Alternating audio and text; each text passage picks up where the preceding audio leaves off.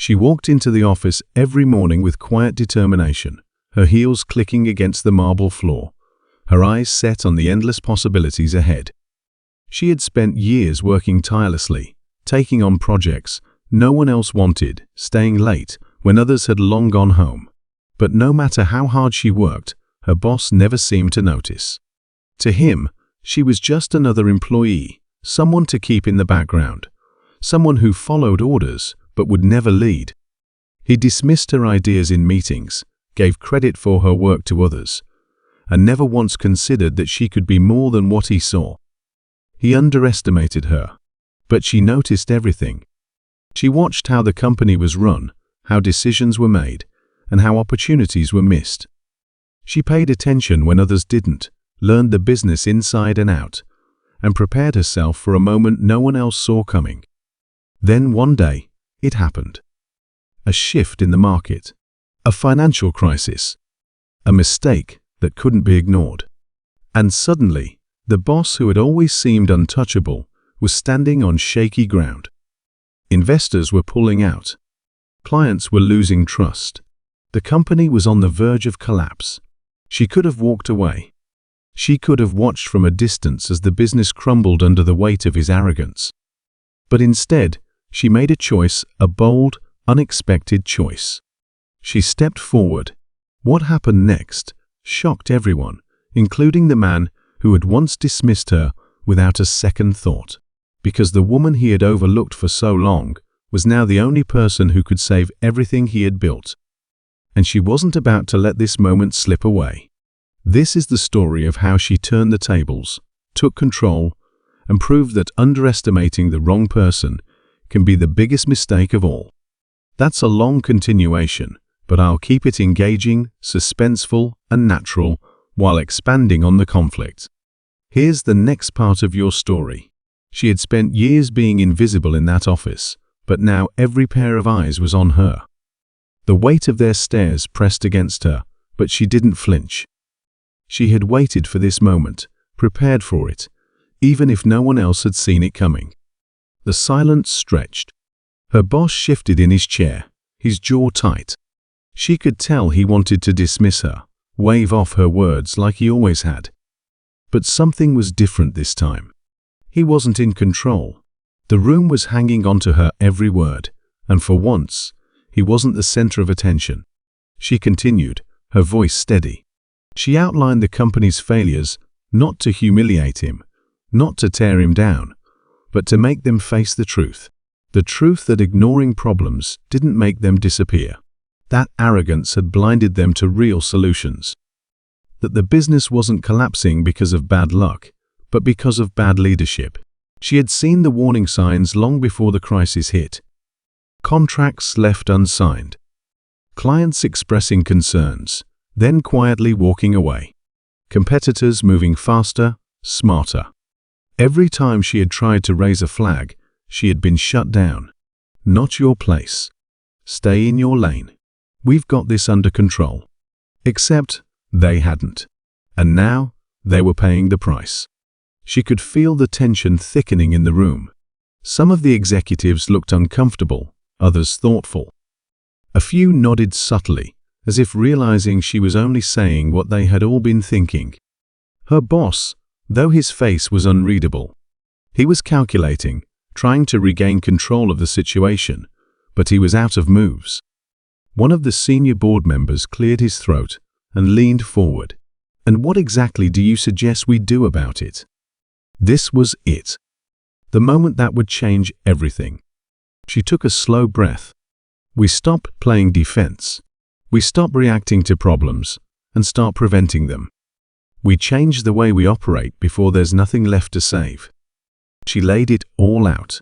A restructuring of failing departments. A shift in priorities that put long-term success over quick wins. A new strategy to regain the trust of the clients they had lost.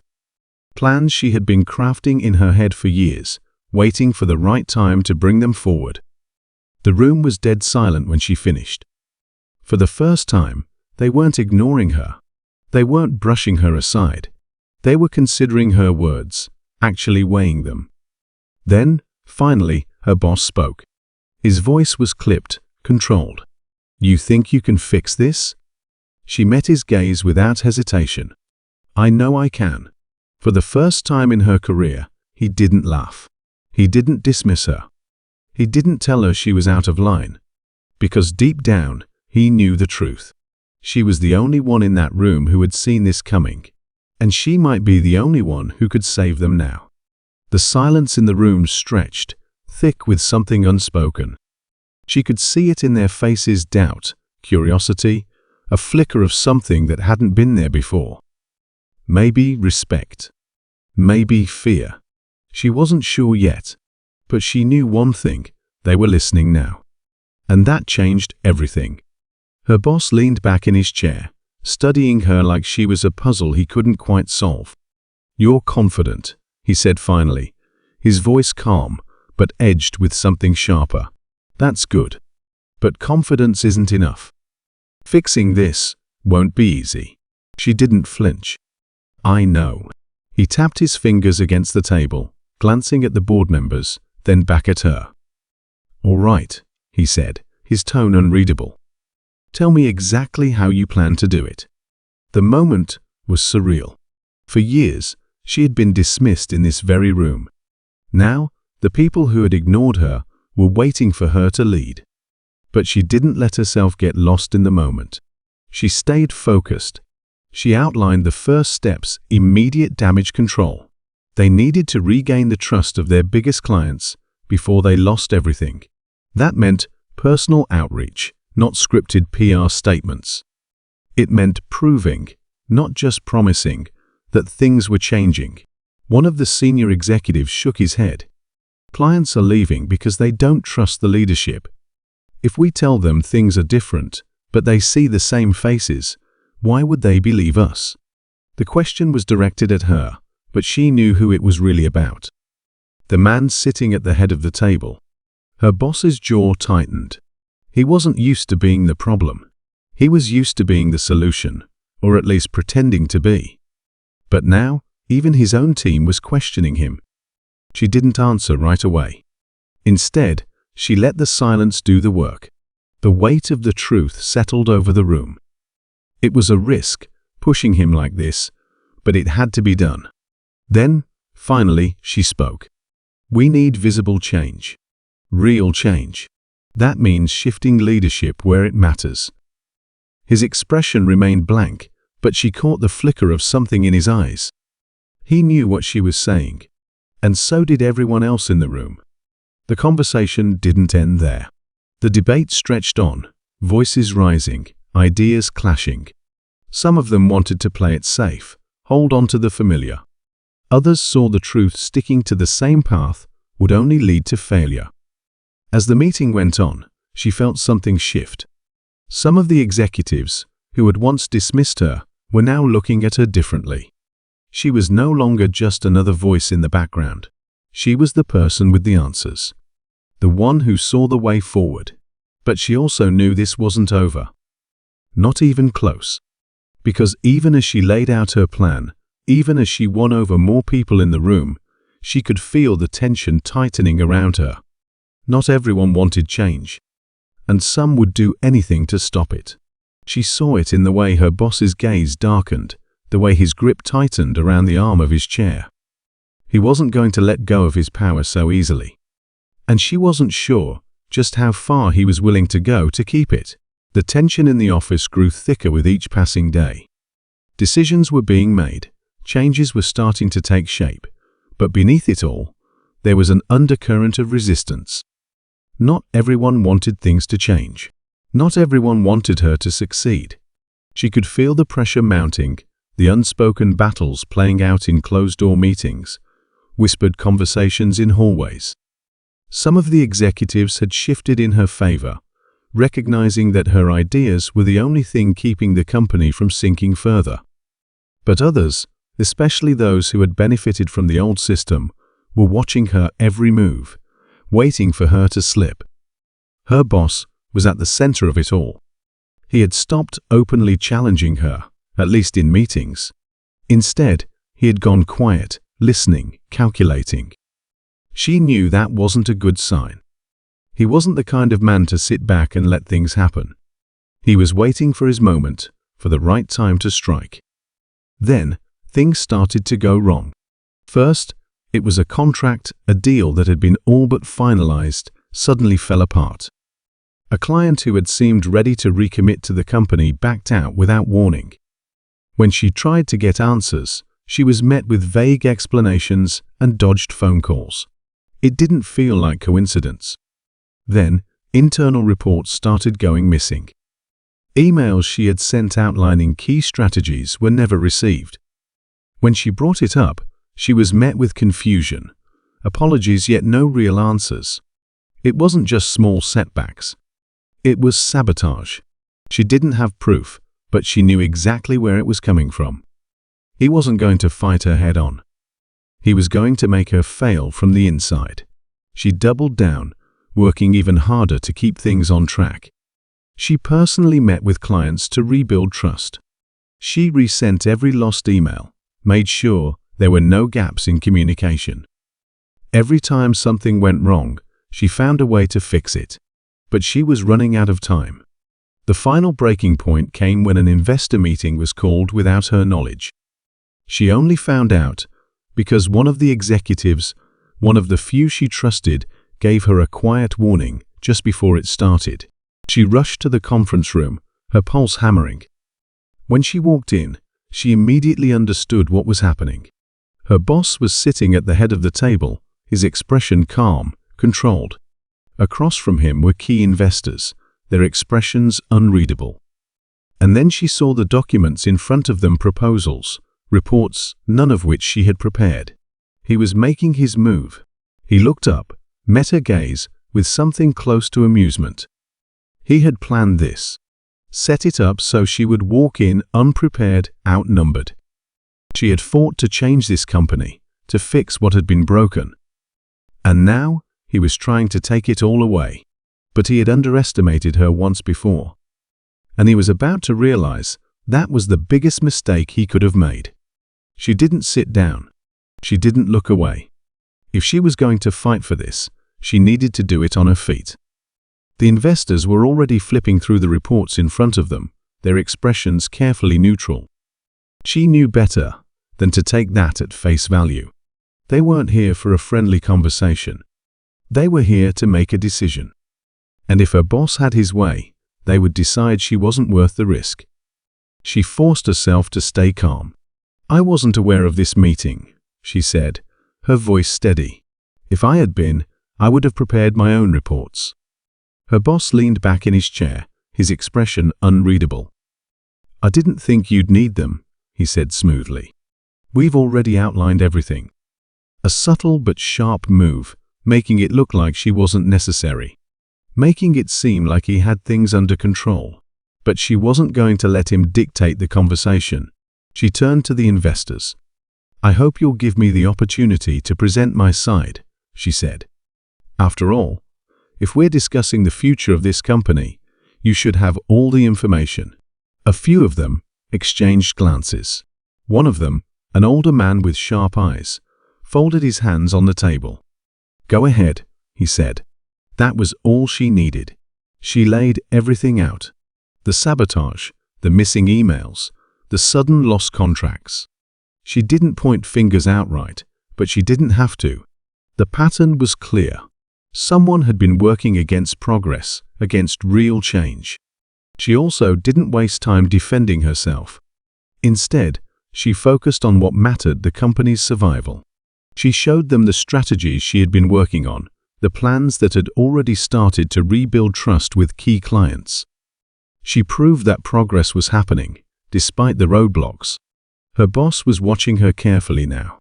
He hadn't expected her to take control of the room so quickly. But then, just as she was gaining momentum, he played his next card.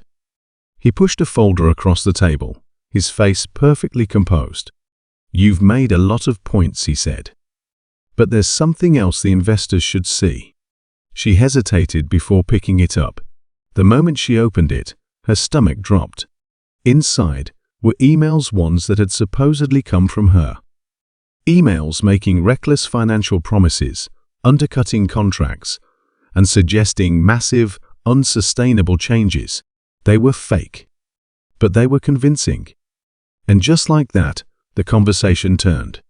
The investors went from listening to scrutinizing, from considering her ideas to questioning her integrity.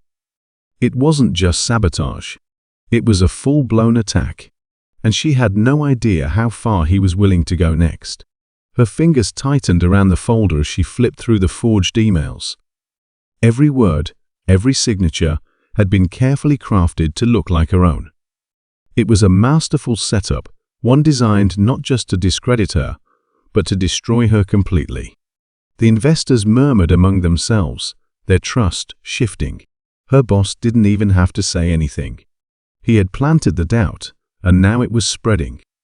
She took a slow breath, forcing herself to stay calm. This wasn't over. If those emails were real, she said, her voice steady, why am I just seeing them now? The room quieted. She turned to the investors, meeting each of their eyes. I've been transparent about everything from the start. Why would I suddenly make reckless promises in private? It doesn't add up. Her boss let out a small, amused breath. People panic under pressure. They make desperate moves. She shook her head. No, people who are guilty panic. She placed the folder down and pulled out her phone.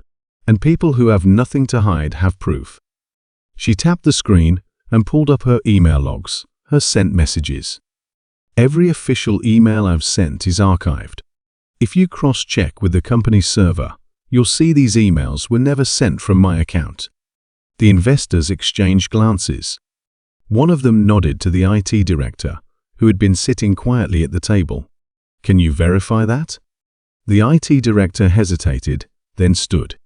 I can pull the records now. Her boss's jaw tightened just slightly. It was the first crack in his composure. Minutes passed in tense silence as the IT director typed away on his laptop. The investors were watching, waiting. And then, these emails weren't sent from her account, the IT director confirmed. They were fabricated. A sharp silence filled the room. Her boss's fingers twitched on the table. For the first time, he looked like he had miscalculated. One of the investors turned to him, his voice cold. You were so confident about these documents. Where did they come from? Her boss opened his mouth, then closed it. That was it. The turning point. She didn't even need to say anything. The investors had seen enough. We can't trust leadership that operates like this, one of them finally said. A company doesn't survive on deception. It wasn't just about her anymore. It was about the entire foundation he had built, the one he had used to manipulate and control. And now, it was crumbling. By the end of the meeting, the decision was made. He was out. But just when she thought it was over, just when she thought she had won, he stood up, straightened his jacket, and gave her a slow, knowing smile. You think this is the end? He said quietly. This company isn't the only thing I built. Then he walked out. A chill ran down her spine. The battle was over. But the war? It had only just begun. The conference room emptied slowly, but she remained still, her thoughts spinning. The weight of everything that had happened settled in, but there was no relief, only a lingering unease. His final words echoed in her mind. This wasn't the end. She knew men like him didn't just walk away. They regrouped. They retaliated. And they always had something waiting in the shadows. But for now, the company was safe. The investors had made their decision. The damage he had tried to cause had been exposed. The people who had doubted her were now looking at her differently, not as a risk, but as a leader. The transition wasn't easy. His departure left a mess behind: unfinished deals, broken trust, people unsure of what came next. She spent weeks working around the clock, fixing what he had tried to break. Some of his allies left, unwilling to accept the new direction. Others stayed, quietly shifting their loyalties. Despite everything, she didn't let herself slow down. Every meeting, every decision, every step forward was proof that she belonged here. that she hadn't just survived the battle, she had won it. But then, just as things started to settle, she got the call. It was from a reporter, someone who had been digging into the company's past. "I think you should see this," he said. She met him at a quiet cafe, away from the office. He slid a folder across the table. "Before your former boss left, he made some last-minute moves," he said. "Nothing illegal technically. But shady? Absolutely." She opened the folder. Her stomach turned. Large sums of money had been redirected before he was forced out. Certain assets had been quietly sold off. And worst of all, he had made sure to keep just enough influence in the background, connections, favors, people still loyal to him. He wasn't done. He was waiting for the right moment to strike again. For a long time, she just stared at the documents. She could expose this. She could take this information straight to the investors, to the board. It would ruin him completely. But then she thought about his last words to her. About how he had built more than just this company. She knew what would happen if she went after him directly. He would come back harder, dirtier. It wouldn't just be a corporate battle. It would turn into something much worse. So instead, she did something he never expected. She stayed quiet. She didn't confront him. She didn't call the board. Instead, she focused on solidifying her place, strengthening her control, making sure the company was so strong that no matter what he tried, it wouldn't matter. Weeks passed. Then, months. He didn't return. He didn't make a move. And slowly, the fear of his shadow began to fade. One night, as she stood in her office, looking out over the city, she realized something. She had won not just because he had lost, but because she had chosen to move forward instead of wasting time looking back. He had underestimated her from the start. And in the end, that had been his biggest mistake. She turned off the lights and walked out. It was time to stop fighting the past and start building the future.